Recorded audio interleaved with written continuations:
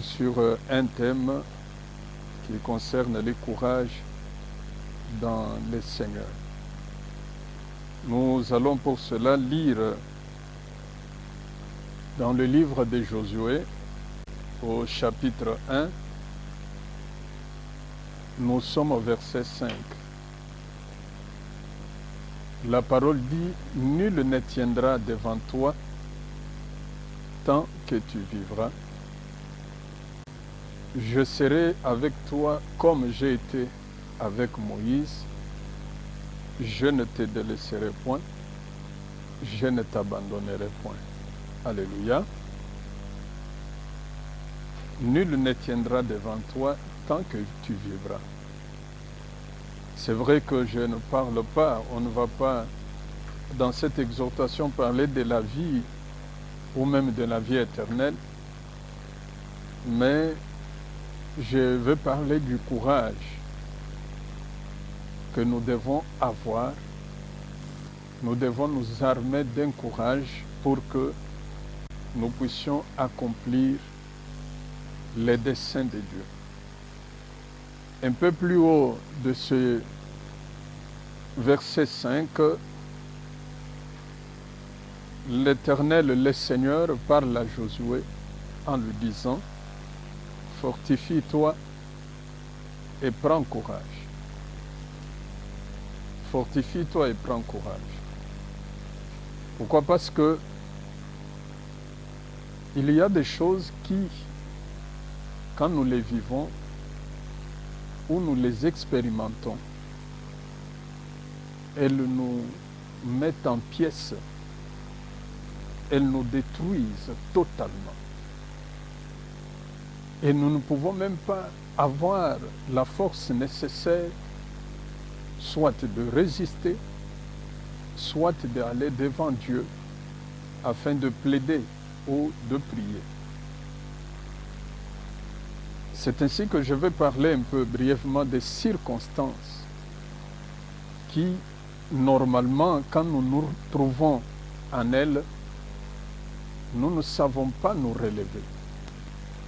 Nous sommes asphyxiés spirituellement et mentalement, et même notre corps est anéanti.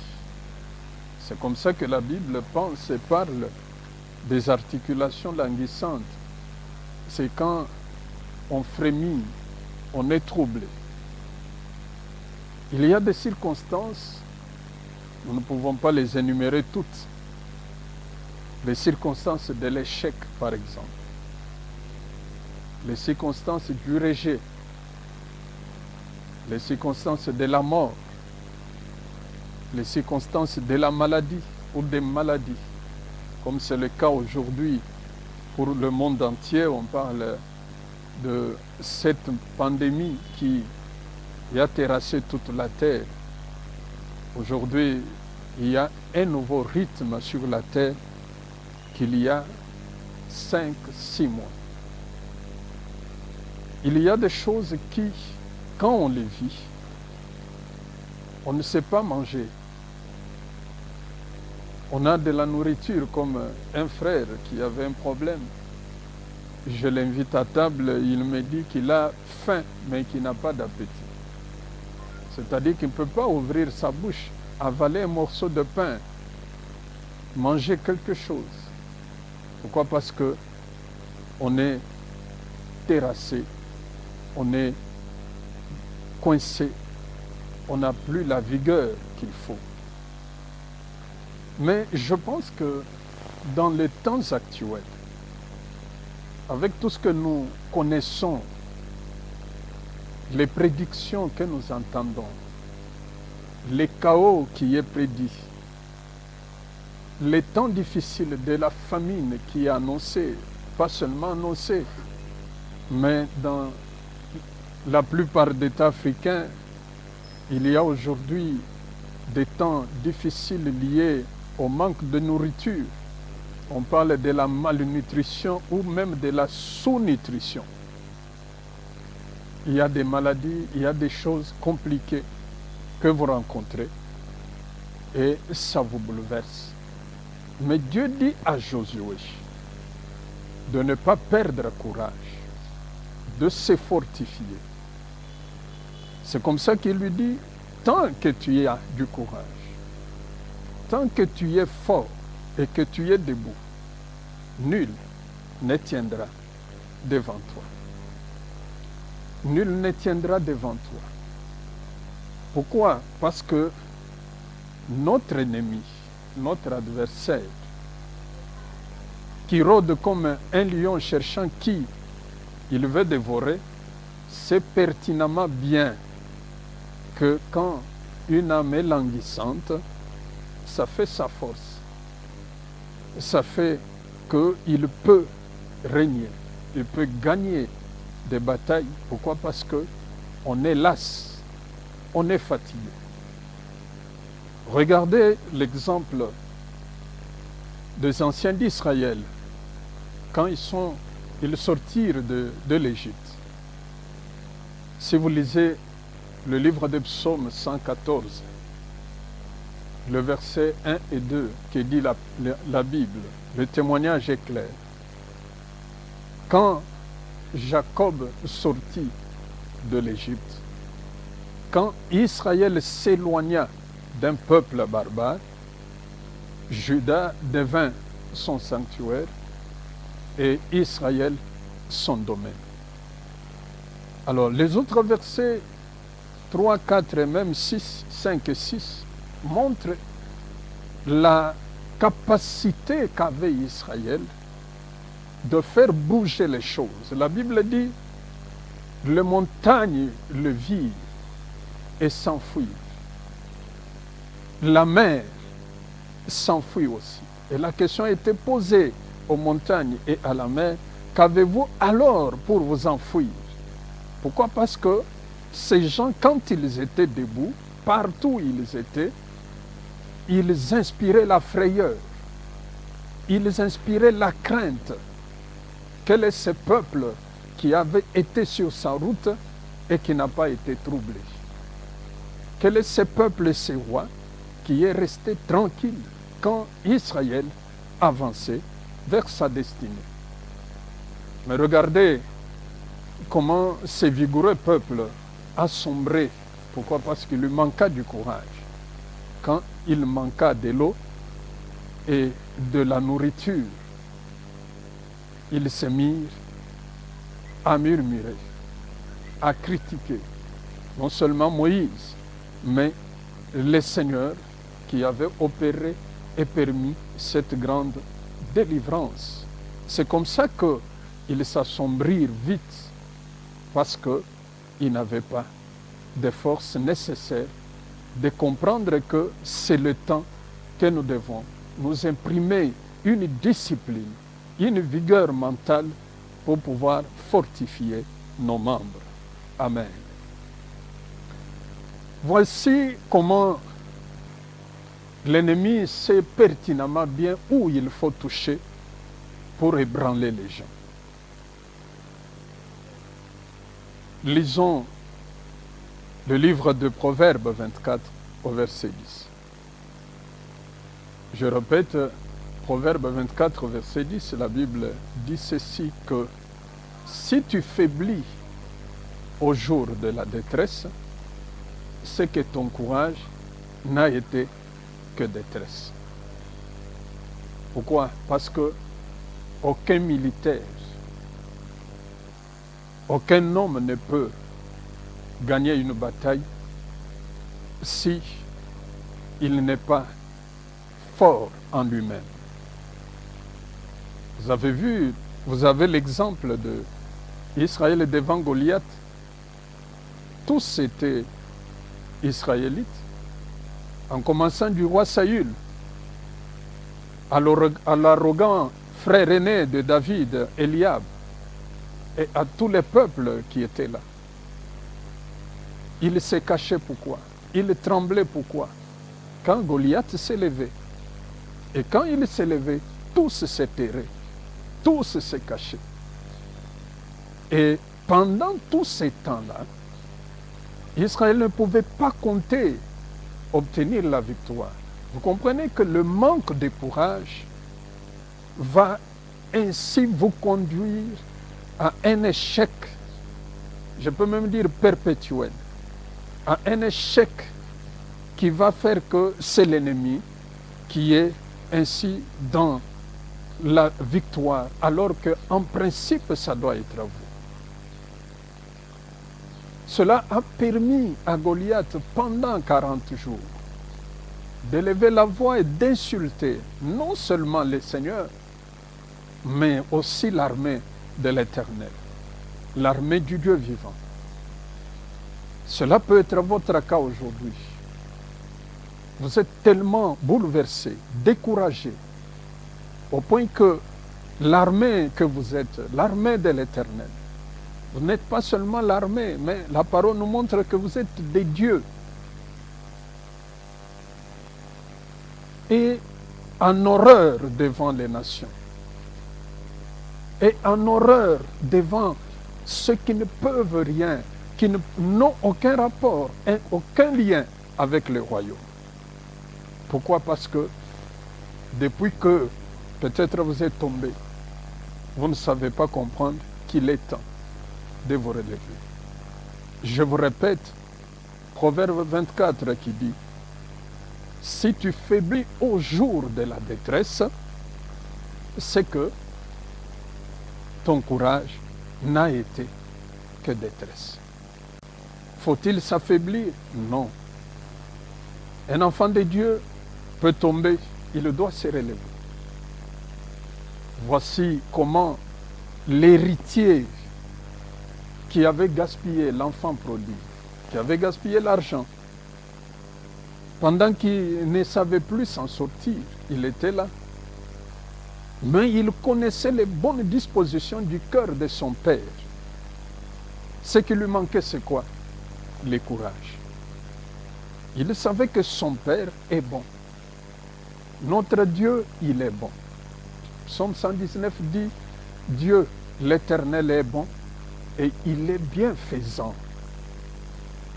C'était là où vous me suivez, vous savez pertinemment bien que le Père, il est bon. Comme ce prodigue, il savait que son père, c'est un bon monsieur. Mais il ne pouvait plus se lever, venir. Non, pourquoi? Parce qu'il manquait la force. Je vais vous dire, vous voulez vaincre l'ennemi, vous avez besoin de ce courage. Si il est possible que vous puissiez l'attraper par la prière, comme ce fut le cas de la reine Esther, faites-le. Ce qu'il vous faut, c'est être debout. Si vous devez l'obtenir en écoutant cette parole, faites-le. En lisant, méditant la parole de Dieu, faites-le. En trouvant un conseiller spirituel, faites-le. Pourquoi? Parce que j'aime vous dire qu'aucune victoire ne vient pour ceux qui sont découragés, pour ceux qui sont en détresse. Ce n'est pas possible. Rappelez-vous que Mardochée a parlé à la même reine, bien que reine, et lui a fait dire que nous sommes en danger. Quelle est la réponse de la reine? Ça fait autant de temps, autant de jours que le roi ne m'a pas appelé. Je suis respectueuse des traditions et de la loi du pays, ou des lois du pays. Elle pensait effectivement à la précédente reine Vachi, comme elle avait manqué à ses obligations, elle était déchue. Elle aussi pouvait se dire, si je fais la même chose, je peux tomber dans la même sanction. Mais regardez les jours que le courage était en elle. Elle s'est levée pour dire, s'il faut que je périsse, je périrai. Le courage vous aidera à faire des choses qui sont surnaturelles, qui sont surhumaines. Parce que tout le monde peut faire quelque chose jusqu'à un tel point. Mais vous pouvez aller au-delà de ce point-là, grâce à la force, grâce à la dynamique, spirituelle, mentale et physique que vous détenez. J'aimerais vous exhorter, frères, à ne pas perdre courage. Pourquoi? Parce que la voix de Dieu, la volonté du Seigneur, c'est de voir ses fils, ses filles debout. Pendant le temps comme celui-ci, nous ne pouvons pas sombrer dans le découragement. Et Dieu aime cela. Dieu attend cela. Il l'a dit à Josué, ne reste pas couché. Quand il a perdu la bataille face à la petite ville d'Aï, je lui ai dit, ne reste pas couché. Pourquoi resteras-tu ainsi couché? Éternellement, relève-toi. Ça veut dire quoi? Prends courage. Vas-y. Pourquoi? Parce que j'aime dire, en synthétisant, que le courage donne la victoire, conduit inéluctablement à la victoire. Vous voulez gagner? Armez-vous de cette bénédiction divine qui est le courage. Pourquoi? Parce que vous comprendrez que Dieu accompagne des gens qui ne sont pas des craintes, des gens qui sont dans la peur, dans les troubles perpétuels. Non, des gens qui sont courageux et qui savent qu'avec le Seigneur, tout est possible. Le courage vous entraînera à faire des choses surhumaines, au-delà de toute pensée, au-delà de toute mesure, parce que cela est faisable. Faites-le aussi. Alors, nous voulons maintenant, frères, parce que je sais que le Saint-Esprit est en train d'inonder la vigueur en vous. N'oubliez pas que une recommandation stricte nous a été donnée par le Seigneur. Pourquoi? Parce que ne vous posez pas des questions de type de savoir, mais pourquoi ça doit venir comme ça? Non. Mais comment saura-t-on que vous êtes un héros? Comment Dieu vous appellera héros si vous ne expérimentez pas certaines choses? Alors, ne vous posez plus de questions sur pourquoi telle circonstance, pourquoi telle chose arrive dans ma vie ou dans ma communauté, dans ma famille. Seul Dieu sait pourquoi il le fait. Regardez, chaque homme connaîtra des épreuves de la vie. Je vous donne, frère, des cas bien précis. Quand Jacob est allé en Égypte, il a occupé le pays de Goza. La vie était normale. Mais la Bible dit, il arriva un temps où un pharaon qui ne connaissait pas Joseph est monté au trône. Donc, j'aime vous avertir qu'il y a des temps pour chacun où vous pouvez connaître l'arrivée au trône d'un pharaon qui ne vous connaît pas et qui ne connaît pas Joseph dans votre vie. Cet homme, quand il est arrivé, au contraire, au lieu de bonifier ce peuple, qu'est-ce qu'il a fait? Il a mis en œuvre un esclavage odieux. Aujourd'hui, tout le monde le sait. Ça peut vous arriver que vous connaissiez, que vous rencontriez des temps où un pharaon qui ne vous connaît pas, qui ne connaît pas votre destinée, peut arriver au trône. Qu'est-ce que vous allez faire? Allez-vous tomber? Allez-vous laisser passer, dire c'est fini, je renonce? Non, ce n'est pas ça. Il peut arriver que le chemin que vous traversez, le chemin de Dieu, vous amène à passer par la vallée de l'ombre de la mort. Psaume 23 le dit. Je vais réciter avec vous. Vous prenez votre Bible. On va réciter ces beaux psaumes ensemble. L'Éternel est mon berger. Je ne manquerai de rien. Il me fait reposer dans les verts pâturages. Il me dirige près des eaux paisibles. Il restaure mon âme. Il me conduit dans les sentiers de la justice à cause de son nom. Quand je marche dans la vallée de l'ombre de la mort, je ne crains aucun mal, car tu es avec moi. Ta houlette et ton bâton me rassurent. Tu dresses devant moi une table en face de mes adversaires. Tu ondules ma tête et ma coupe déborde. Oui, le bonheur et la grâce m'accompagneront tous les jours de ma vie et j'habiterai dans la maison de l'Éternel jusqu'à la fin de mes jours. Alors, frères, j'aime que le dernier verset nous intéresse tous. Il dit quoi? Le bonheur et la grâce m'accompagneront tous les jours de ma vie. Et j'habiterai dans la maison du Seigneur jusqu'à la fin de mes jours. Mais avant d'en arriver là, qu'est-ce qu'on dit? Je peux traverser la vallée de l'ombre de la mort. Et regardez ce que Dieu dit. Il nous oint dans quelles circonstances?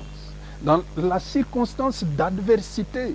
Il dit, il me oint d'une huile fraîche quand il place une table en face de mes adversaires.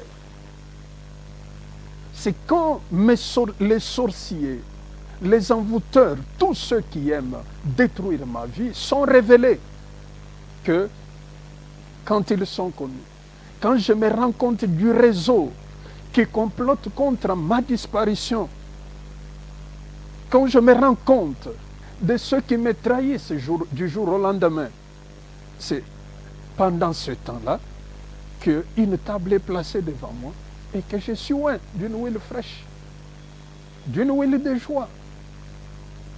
J'aimerais, frère, que vous compreniez que les temps de Dieu peuvent faire que vous passiez par quoi? Une vallée de l'ombre de la mort. Pourtant, lui, c'est la vie. Pourtant, lui, il est la lumière. Alors, qu'est-ce qu'il faut faire? Vous laissez tomber? Non. Tout cela est assorti toujours d'une grâce, parce que la parole nous dit, même quand je traverse la vallée de l'ombre de la mort, je ne suis pas seul. Il est avec eux et il est avec moi. Alors, si Dieu est pour nous, qui sera contre nous? Alléluia. Alors, frère, ma soeur, les circonstances de l'ombre de la mort ne dépendent pas de vous, ne dépendent pas de moi qui parle. Elles dépendent de Dieu. Je me rappelle d'une scène, d'une pièce de théâtre que j'avais suivie alors que j'étais aux humanités. Le thème, c'était l'innocence sans preuve. Et brièvement, dans cette pièce-là, il y a une fille orpheline qui est adoptée par une famille. Et elle aidait bien cette famille. Elle était devenue comme fille de cette famille-là. Mais les malins ont piégé un jour la fille qui achetait les légumes pour servir la famille et ont introduit des mauvaises semences dedans. Alors que tout le monde était sorti, elle était seule à la maison.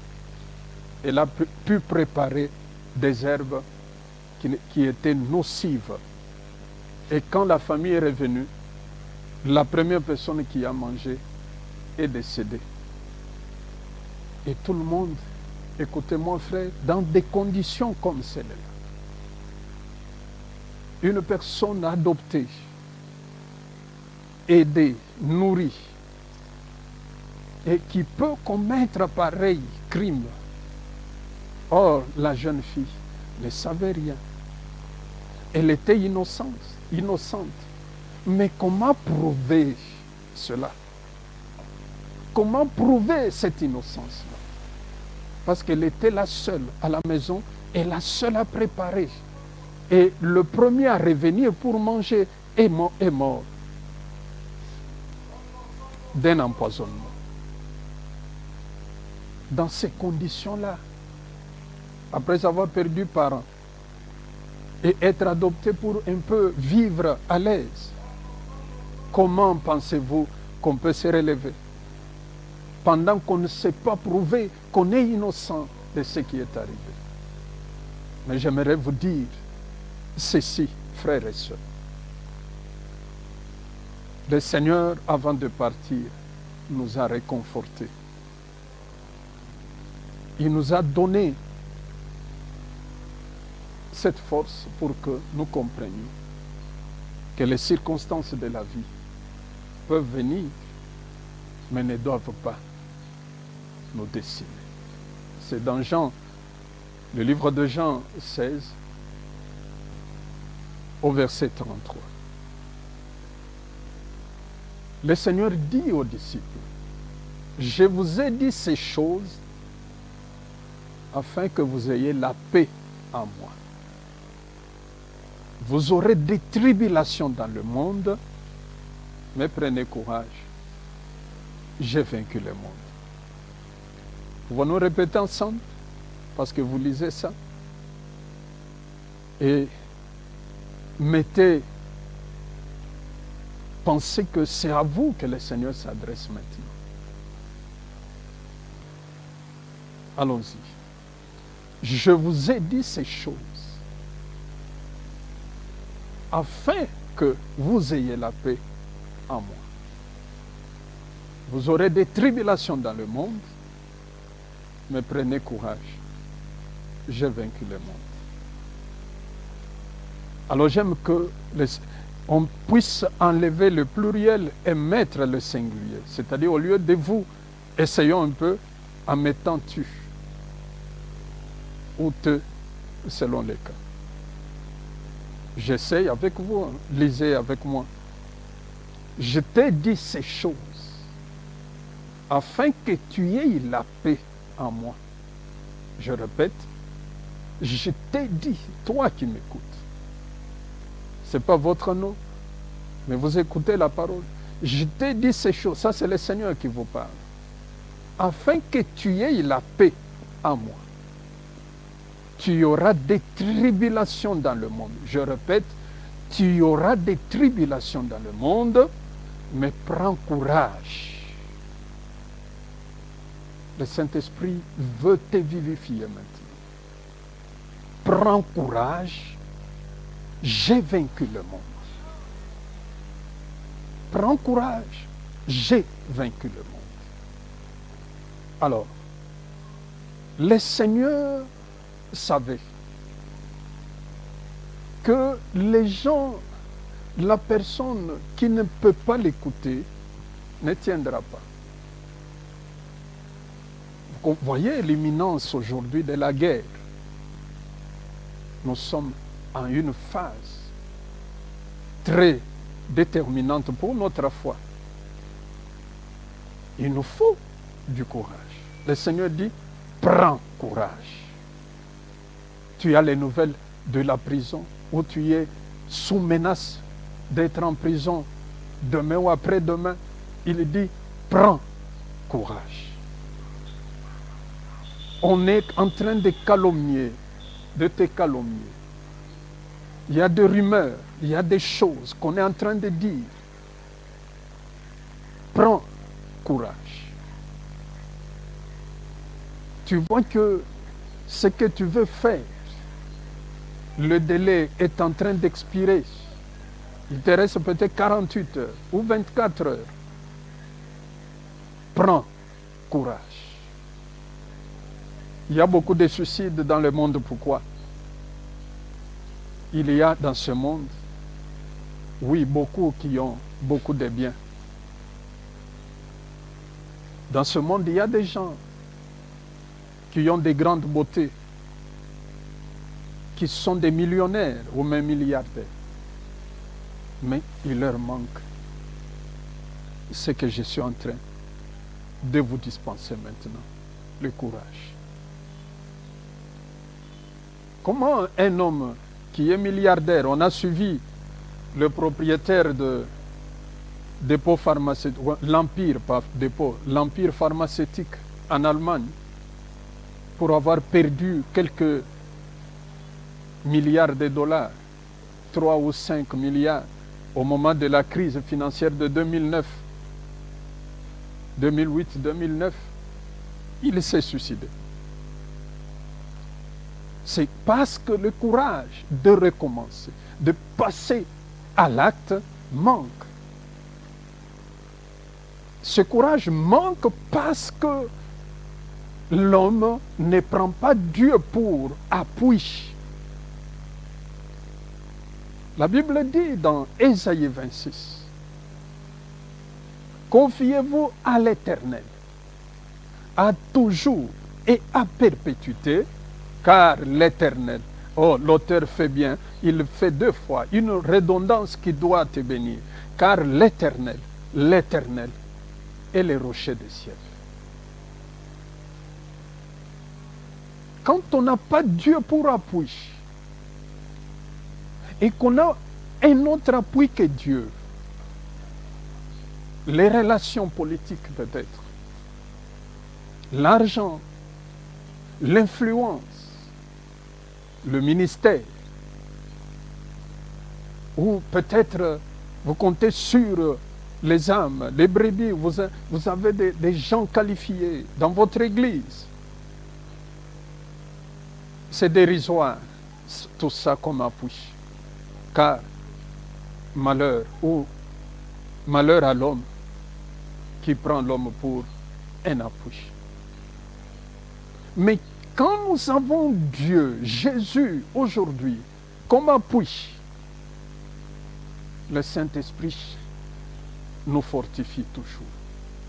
C'est comme ça qu'il nous a dit, prenez courage, j'ai vaincu le monde.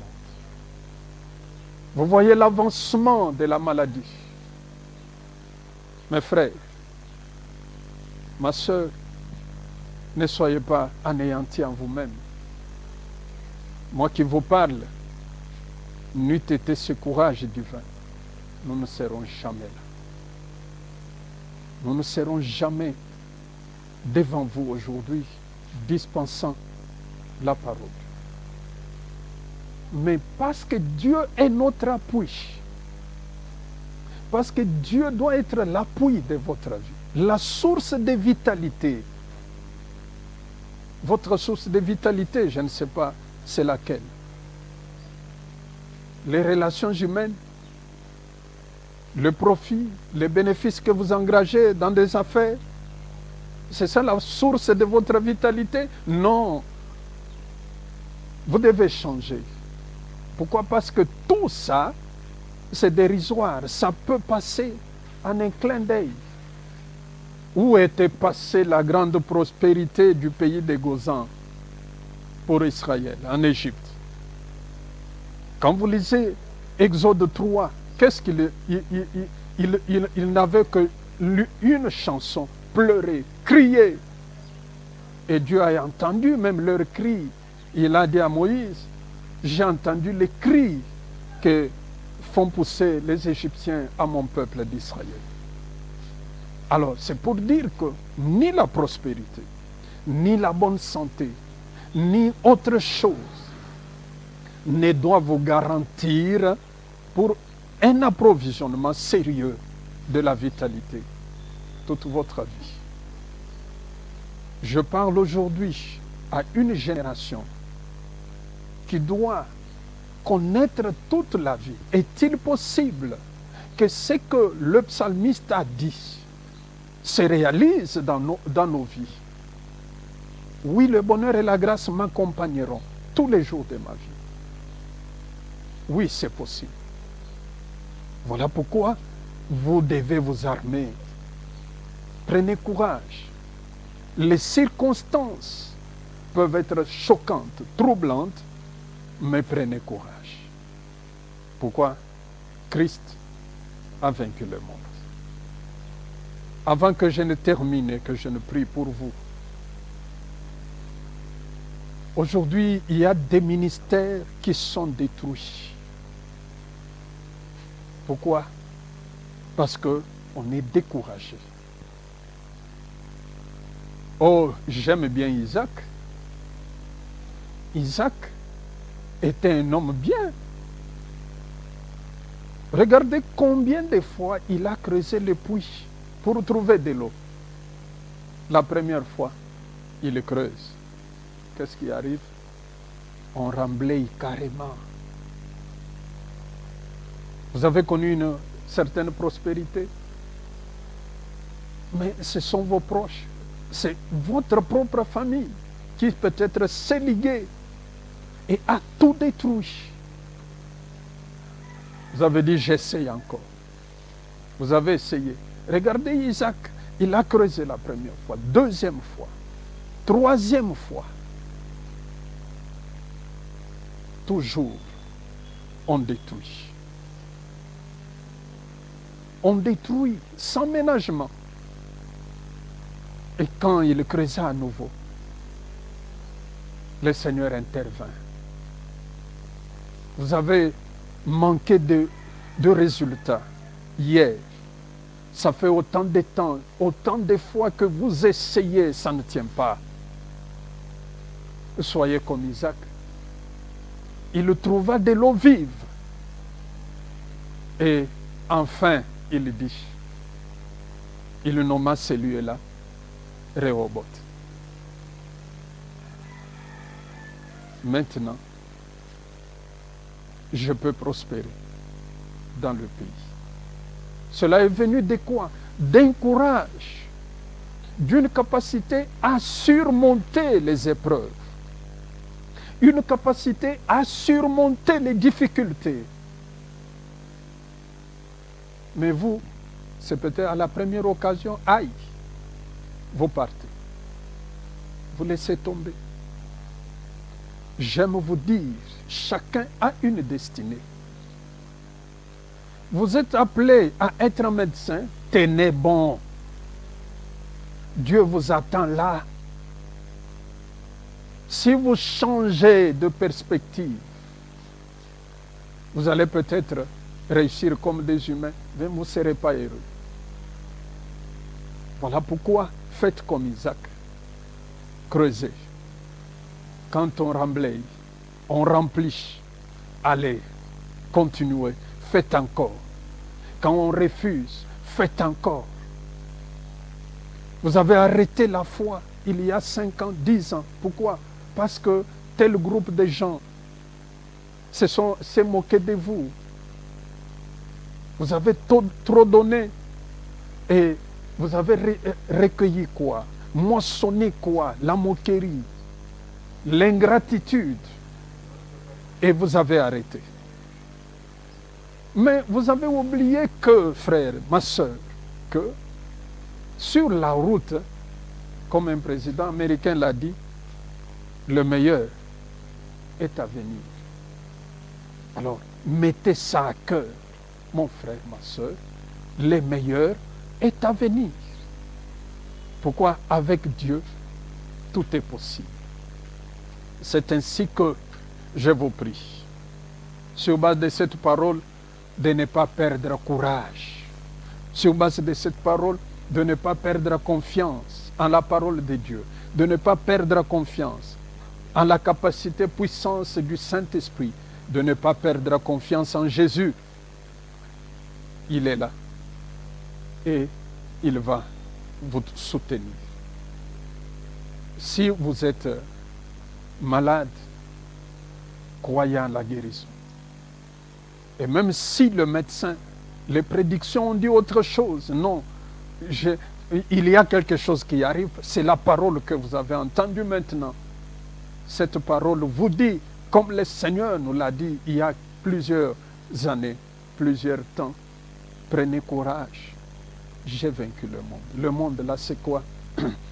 La turpitude, les maladies, les malédictions, le rejet, les critiques, la pauvreté, les troubles, tout ce que vous connaissez, Christ a vaincu ça. Vous aussi, tel qu'il est, tel nous sommes, nous aussi, nous sommes appelés au mandat de la victoire. Maintenant, passez aux commandes, levez-vous, reprenez les études si vous les avez abandonnées, reprenez la route de la construction. Alléluia. Je suis heureux, frère, pour vous dire ce que Néhémie a dit.